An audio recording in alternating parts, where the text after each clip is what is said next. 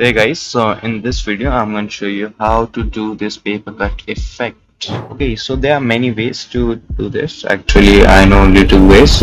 Okay, so the first is you can have a PNG images like these one to use it, or you can just download a brush preset. Like I'm gonna try this brush now. Press B, open brush, go to settings, import brushes. Now let's okay.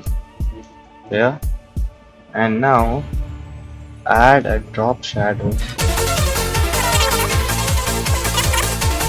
You almost have this effect now. No! God, please, no! Okay, now make another layer of the background layer. Take the lasso tool, cut that layer from here like this. So just you can see, you can cut from anywhere in this area, white area, on this layer, not this layer. You have to cut this layer. Okay, so now you can delete or make a copy. You can do anything. So I'm deleting this one. We have one half layer and one full layer. Color grade and some shade and something on this layer like filters and stuff.